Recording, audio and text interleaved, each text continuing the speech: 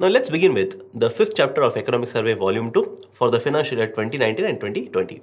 And the fifth chapter is basically a discussion on prices as well as inflation. Before I discuss the points given in the survey, certain very important reminders. One, what is inflation? Inflation basically stands for the variation in the price level of basket of commodities. That is, from one time period to the next time period, if the prices of the basket of commodities increases, this particular phenomenon is referred as inflation. Usually in the newspapers, you'll come across the concept of a core inflation, you'll come across concept of headline inflation, you'll come across concept of CPI as well as WPI. The basic concept is that in case of India, we measure inflation under two heads. One is called as a WPI and the second one is called as CPI. WPI stands for Wholesale Price Index and CPI stands for Consumer Price Index. And the inflation rate, which is very important for all of us, even for RBI, is a CPI, Consumer Price Index. And apart from this, for the calculation of these particular indices, we also consider the concept of the base year. In case of WPI, the base year is 11 and 12, and in case of CPI, the base year is 2012. Apart from this, I also used two terms, headline inflation and core inflation. We'll be referring to these particular concepts later. But before that, what is the concept of a core inflation? What is the concept of a headline inflation? The idea of a headline inflation is whatever are the basket of commodities or whatever commodities are considered in calculation of these particular indices, all these particular price variations of these particular commodities are taken into consideration. For example, in case of WPI, there are 697 commodities in the basket of commodities. When I say headline inflation, I am considering the prices of all these particular commodities and I am calculating the inflation, hence it is called as a headline inflation. But there is one concern here. The concern is that some of the commodities, the prices are very volatile in the market. For example, commodities which fall under the food basket, commodities which fall under the fuel basket. In the last couple of years itself, if you have seen, the prices of vegetables, prices of oil, so on and so forth, have been very volatile in nature. And since these particular commodity groups are very volatile in nature, while calculating another type of index or index, that is a core inflation, we do not usually take into consideration these particular prices. In simple terms, when I say headline inflation, I am going to consider the price variations of all the commodities in the basket. And when I say core inflation, I will be not considering the price variations in some of the commodities, specifically the commodities in the food group as well as the fuel group. So these are some of the basic concepts. Having understood these particular concepts, now let's have a look at what has been given in the economic survey related to inflation. They start with the discussion on the global level of inflation. In case of a global economy, inflation in the recent times has witnessed a declining trend. Or in simple terms, the inflation rate has been declining in recent times in the form of global level of inflation. Now, what are the reasons? The reasons are, one, it has been seen that various countries have introduced novel methodologies of monetary policy. Or in simple terms, under the concept of monetary policy, we have introduced newer concepts or newer methods. Best example for this is India itself, wherein we have introduced the concept of inflation targeting. However, also understand this, apart from India, there are many more countries which have already introduced the concept of inflation targeting. Some of the countries, they have also introduced the concept of negative interest rates. So basically, newer monetary policy tools have been introduced by various developed economies or various countries to control the inflation rate.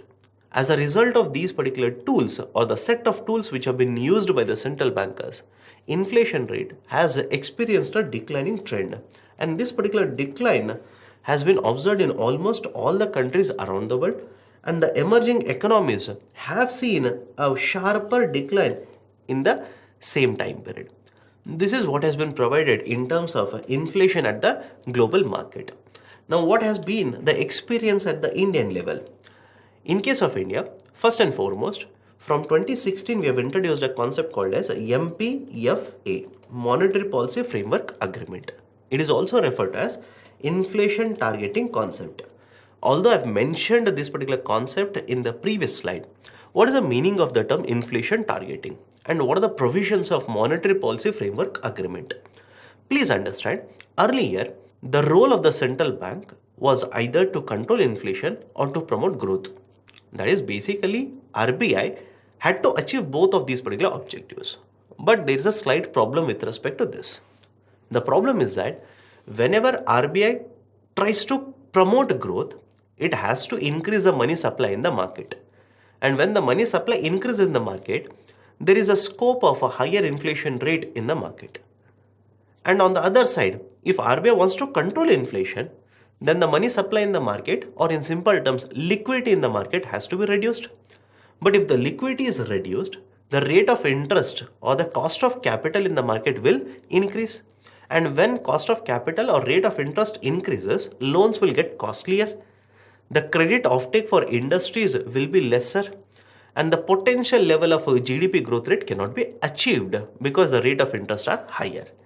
So understand this, earlier RBI had two objectives, to promote growth as well as to control inflation. But if they want to control one, or if they want to achieve one objective, the other objective would be affected. So Government of India came to an agreement with RBI or the central banker. This particular agreement is referred as Monetary Policy Framework Agreement. And as per this particular agreement, now the primary objective of RBI is to control inflation. Having said so, it doesn't mean that RBI will not play any role in promotion of growth. The RBI has to control inflation or has to maintain the inflation at 4%. But please understand, always you cannot expect the inflation rate to be exactly at 4%. So Government of India also gave a leeway, that is a freedom to maintain the inflation rate at 4% plus or minus 200 basis points. That is, in simple terms, RBI should maintain the inflation rate at 4%. But if it is more than 4%, the highest level of inflation should be 6%. And if it is less than 4%, the lowest level of inflation has to be 2%. These are the two extreme levels within which RBI has to control the inflation. And whenever RBI will allow the inflation, or the inflation rate will either cross 6% or fall below 2% for 3 consecutive quarters, RBI has to give a written explanation to Government of India. Under this particular written explanation, RBI has to say, 1. What were the reasons or the causes of this particular spike or decline in the inflation rate? Second, what measures will be taken by RBI to bring inflation under control? And third, what is the time period required for RBI to bring the inflation rate under control? Apart from this, another very important point related to Monetary Policy Framework Agreement is that Government of India will be setting this particular target of inflation rate for a period of 5 years. So these are some of the very important points related to concept of inflation targeting or Monetary Policy Framework Agreement. And this has come into force and is applicable till the year 2021. And in the recent times, you must have read this particular issue in the newspaper, because for the month of December, the inflation rate was more than 7.3%. Then there was a discussion as to what measures will be taken by RBI to bring it within the range of 6% or less than 6%. And since the inflation rate has crossed above the threshold level of 6%, in the recently concluded monetary policy review done by RBI, they basically said they are not going to reduce the lending rates. Rather, they are going to use some other tools to infuse liquidity in the market. And since there is uncertainty about inflation outlook, it is not the right time to reduce the lending rate in the form of reduction in the repo rate. So these are some of the points related to inflation targeting as well as a monetary policy framework agreement. Now, what does the survey say? One, it says India has introduced inflation targeting for a period of 5 years. What is this? We have already seen. Next, the inflation rate has been moderating since 2014 and in recent times has seen an uptick. As already mentioned, in the last couple of months itself, both CPI as well as WPI have seen an uptick. That is, the inflation rate is increasing. And majority of this particular inflation hike or spike has been because of the vegetable prices. Next, CPIC. What is the meaning of CPIC? Please understand, under Consumer Price Index, earlier we had different types of indices. Even today you will come across some of these particular indices in the newspapers. For example, earlier we had CPI, IW, Industrial Workers. You had CPI, UNME, urban non-manual employees. We had CPI, AL, CPI agriculture, labor. These were used to calculate CPI, that's a consumer price index for Indian economy. But in the last couple of years, Government of India, rather than taking these to measure CPI for Indian economy, has introduced the concept of a CPI urban, CPI rural, and CPI combined. So remember this.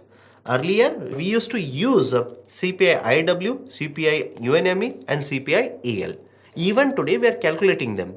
But the only change that has been introduced is, rather than taking those as a measure of retail inflation in the domestic market, we have introduced CPI urban, CPI rural, and CPI combined as a measure of retail inflation in the domestic market.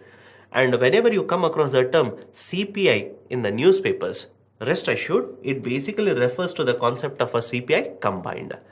So CPI combined inflation has increased to 4.1% in 2019 and 2020 for this particular duration from April to December, as against 3.7% for the same period in the year 2018 and 2019. That is from April to December 2018, the inflation rate, that is retail inflation rate, was 3.7%. This has spiked to 4.1%.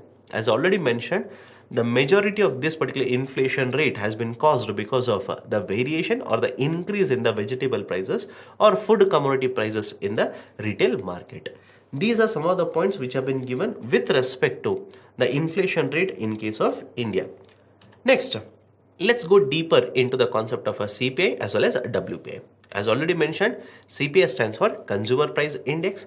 We calculate CPI in the form of a CPI urban, CPI rural, as well as CPI combined. And the base year that is taken to calculate CPI is 2012. And another very important point, to calculate CPI, we consider the variation in the prices of services also. Whereas in the calculation of WPI, we do not take into consideration the variation in the prices of services. So what are the points given in case of CPI? 1. CPI combined has been sliding on a downward path since 2014. This already has been mentioned in the last couple of years, or especially in the last 5 years. The inflation rate has experienced a slower downward path. Second, CPIC averaged at 5.9% in the financial year 15, has fallen continuously to around 3.4% in the financial year 19. Third, this particular decline has been led by decline in food inflation, which was 6.4% in financial year 15 to 0.1% in the financial year 19. But after the financial year 19 has ended, there has been an uptick in the CPI inflation rate. And this particular CPI inflation has been caused because of food inflation. As per the recent estimates, in the month of December, the food inflation rate was around 14.1%. As a result of this particular spike in the food prices or commodity prices in the market, the retail inflation also has increased. Now, apart from this, the survey also discusses the CPI rural as well as CPI urban inflation. The survey notes that after July 2017, there has been a divergence between the CPI urban as well as CPI rural. You will see that before 2017 or mid 2017, CPI rural inflation rate was higher compared to CPI urban inflation rate. But after the mid 2017, CPI urban inflation rate has overtaken or is higher compared to CPI rural inflation rate. The survey notes that this particular variation is because of a variation in the prices of the food commodities in urban India as well as rural India.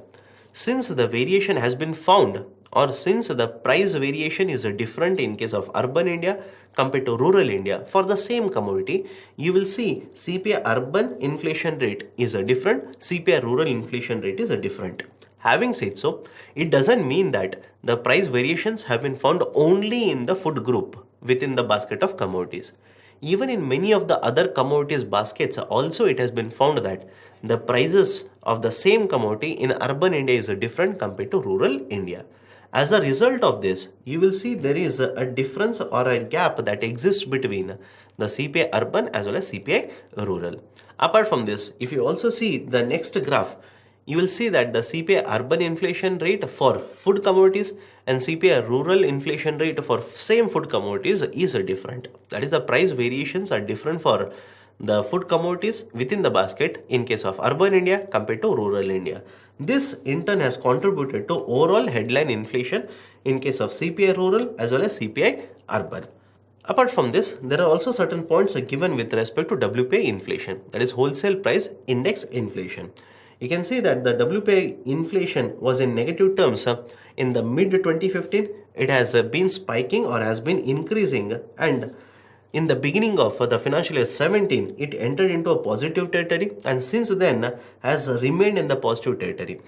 The idea with respect to this particular spike or increase in the wholesale price indices has been the crude oil prices declined at a very faster pace. As a result of this, you will see a decline in the WPI. And since the international crude oil prices have started increasing in the last couple of years, that is, there is a trend of increase in these particular prices of crude in the international market, you will see WPI has entered into a positive territory. But in this particular fiscal, that is in the fiscal year of 2019 as well as 2020, you will see WPI has started experiencing a declining trend. In the current fiscal, the WPI has declined from 3.2% for the month of April to 0.6% for the month of November. So these are some of the very important points which have been provided in terms of both the CPI as well as WPI in the economic survey. Apart from this, the economic survey also discusses what are the factors which are contributing or driving these particular inflation rates in the market. The survey mentions two very important groups of commodities which have contributed to this particular variation in the inflation rate. But more importantly, this particular representation compares the factors which have contributed to inflation rate for the financial year 2018 and 2019, but specifically focused on a time period between April to December, compared to the financial year 2019 and 2020 for the same time period, that is from April to December. And the survey notes that it was the miscellaneous group which contributed largely to this particular variation in inflation, that is CPIC inflation, in the financial year 2018 and 2019. Whereas for financial year 20, it has been the commodity group of food and beverages which has contributed majorly to this particular variation in CPI combined. As per survey, more than 50% of this particular inflation, that is CPIC rate, has been contributed by this particular group alone. Apart from this, you will also see that the second group which has contributed majorly to this particular variation or increase in the CPIC is the miscellaneous group. So as per economic survey, the first or the major driver of the inflation rate, that is retail inflation rate in the current fiscal, is the food and beverages, and second group that is driving this particular inflation rate is the miscellaneous group. Apart from discussing CPI as well as a WPI, the survey makes a note of a concept called as a Cobweb Phenomenon. Now in the recent times, some of the commodities which have contributed majorly to the inflation rate have been the group of pulses. In the last couple of years, the pulse prices have been very much volatile. In certain cropping season or in certain marketing season, the pulse prices have increased to a very great extent. In the next cycle, the pulse prices have declined. This particular survey discusses what is the reason for this particular variation in the market prices of pulses. And this particular discussion has been provided under the concept of a Cobweb phenomenon in pulses. Before I discuss the concept of a Cobweb phenomenon, here are some of the very important points. India is a major producer country in terms of pulses. That is, India is the biggest country in terms of a production of pulses. In certain types of pulses, more than 60% of these particular pulses are cultivated in only one country, that is India. Despite being the largest producer of pulses, India is also one of the biggest importer of the pulses. The problem with respect to this particular feature is that India being the largest producer, we are also importing these particular pulses by paying very high prices in the international market. On the other side, we are producing huge amount of cereals, that is rice and wheat, and we are exporting these particular cereals in the international market. The market prices of cereals are very moderate for a simple reason. Apart from India, the global production is also very, very high. So on one side, we are producing a huge amount of pulses, but in the end, we are ending up importing these particular pulses. And on the other side, we are producing huge amount of cereals, but we are also exporting these particular cereals at moderate prices, in the first case at a very high prices. So various experts have stated, why don't we divert some of the land that could be used for the cultivation of pulses, so that our dependence on these particular imports of pulses will come down. And various experts have pointed out that various policies of the government are the reasons why this kind of a variation in the production happens. And this has been discussed under the concept of a cobweb phenomenon. In the concept of a cobweb phenomenon, it basically discusses how the supply of certain commodities in the market will keep on varying from one cycle of cultivation to the next cycle of cultivation. For example, the pulses are cultivated today and these are sold in the market. Imagine a situation, the demand in the market for the pulses is higher compared to what is the supply of the pulses in the domestic market. Now, as a result of this, the market price of the pulses will start increasing. If I am a farmer, I will look at this particular situation and I will decide, let me cultivate pulses in the next cycle. Just like me, there will be many more cultivators or farmers who will take the same decision. As a result of this, to the existing production capacity or to the existing volume of a pulse production, more farmers will come into this particular system and add to the production. In simple terms, in the next cycle of cultivation, the pulse production will be higher. Now, the market demand is same, but the supply of the pulses has increased. As a result of this, there is a mismatch in the supply and demand forces in the market. And when the supply is higher compared to demand of pulses in the market, obviously the market prices of the pulses will start coming down. So look at this particular situation. When I decided to cultivate pulse, the market prices were higher. But when I sold my produce in the market prices are lesser. As a result of this particular situation, I will come to a decision, from the next cycle, let me not cultivate pulses, let me cultivate something else. Just like me, many more farmers will decide the same thing. So in the next cycle of cultivation, the production of pulses will again come down. So when the production will come down, obviously it will make a distortion in the supply and demand forces in the market. This will again lead to what? Increase in the market prices of pulses. So again some of the farmers will shift for the cultivation of pulses. So this kind of a volatility in terms of production as well as market prices will keep on continuing. That has been represented under the concept of a cobweb phenomenon. And you can see that since the supply is varying, the prices also will keep on varying. In certain cropping cycle or after the cropping cycle is over, after the harvesting is over, the supply to the market will increase, prices will come down.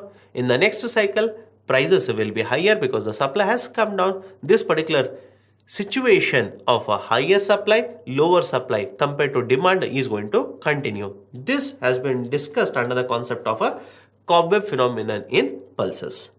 Apart from this, the survey also discusses in the last couple of years, the price volatility in certain commodities has been very high, such as the vegetable prices, such as the prices of sugar, so on and so forth. Apart from this, the survey also discusses some of the very important measures or steps which have been taken by the government to control the price volatility in the market. And these particular measures are: 1. Government keeps on using certain trade as well as fiscal policy measures to regulate the domestic availability as well as to moderate the prices. For example, in the recent example of onion itself, Government of India imposed certain restrictions on stock holding limits. Government of India imposed a minimum export price. Government of India also abolished the exports of onion, so on and so forth. So government in the last couple of years, especially in the last 1 year, has been using certain fiscal policy measures as well as trade policy measures so as to regulate the domestic availability as well as to moderate the prices of these particular commodities in the market. Next one, to incentivize the production of these particular commodities, that is agriculture commodities, Government of India provides a minimum support price. The MSP basically stands for the price which is paid by the government whenever they procure the food grains from the farmers or the cultivators. I'll repeat the statement again. MSP, minimum support price, is the price that is paid by the government whenever they procure the food grains from the farmers. Apart from this, the Government of India also has launched a National Mission on Oilseeds and Oil Palm. This is a very important scheme for a simple reason. India is one of the very important or the biggest importer of a palm oil from various international markets. And one country that has been there in the newspapers with respect to the palm oil discussion as well as export to India has been the country of Malaysia. So please remember all these particular terms or the concepts. UPSC might pick up a question in the prelims or in the mains. Next one, government also has launched a mission for integrated development for horticulture. So these are some of the schemes which have been launched by Government of India in order to incentivize the production of certain agriculture commodities. Next, to moderate the market prices, the government has implemented Price Stabilization Fund. What is this idea of a PSF? Under the PSF, Government of India has set up a fund under which a certain amount of money has been kept. Now imagine certain commodity, the supply of this particular commodity has increased in the market. So procurement agencies will take a loan from this particular fund and procure and maintain a buffer stock. In simple terms, they are taking money from this particular fund, purchasing excess supply of the certain commodity in the market. As a result of this particular procurement done by the agency, the supply to the market will get moderated, prices will get moderated. And whenever the market prices will start increasing because there is a problem with respect to supply or there is a decline in the supply of the commodity, these particular agencies will introduce this particular buffer stock in the market, thereby again ensuring there is a stabilization in the supply, stabilization in the prices. This particular concept is Price Stabilization Fund. Under the Price Stabilization Fund, we have covered pulses, we have covered onion, so on and so forth. Next, government also has taken measures to control the market prices of onion. For example, Government of India imported onion from some of the foreign countries such as Turkey, Egypt. Government of India imposed certain stock holding restrictions. Government of India put a restriction with respect to exports of onion. Before putting a restriction on exports of onion or prohibiting the export of onion, Government of India introduced the concept of a minimum export price. Government of India also sold some of these particular buffer stocks of onion to various states at no profit, no loss. So these are some of the initiatives which have been taken by Government of India in order to ensure the prices of onion will be moderated. So these are some of the very important points that have been discussed in the 5th chapter of Economic Survey.